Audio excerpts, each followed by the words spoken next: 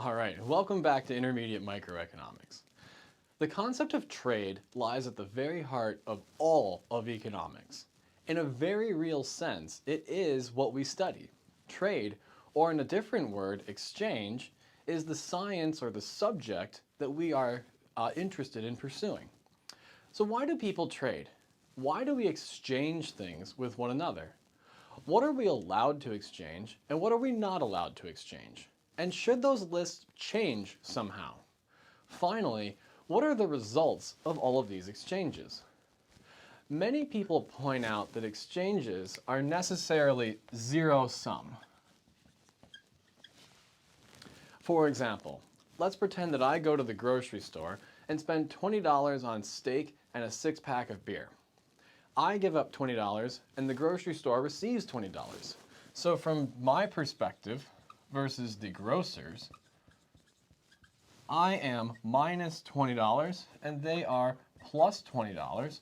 And so the total, right, would be $0. If we look instead at the steak and the six-pack, I am plus steak and plus six-pack, and the grocer is minus steak and minus six-pack, and so again it should be 0. In other words, my gains are their losses and their gains are my losses.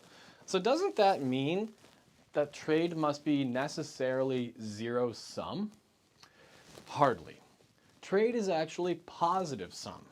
To see how, let's examine how this exchange works through the lens of economics, keeping in mind the idea of personal worth that was talked about in the last series. When two people agree to an exchange, we get an idea of their personal worth.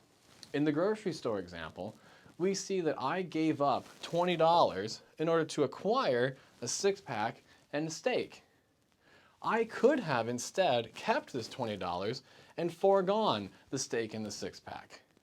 Because I made the exchange, we know that I prefer the steak and the six-pack to the $20.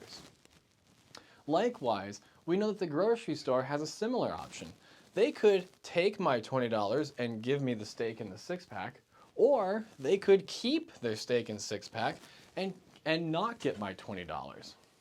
Because they decided to do this, however, we necessarily learn that they value the $20 more highly than the steak and the six-pack. If this weren't the case, they would have kept it. Because of our differing personal worths over these two items, we make the exchange. As a result, both of us has something that we value more highly than what we used to have.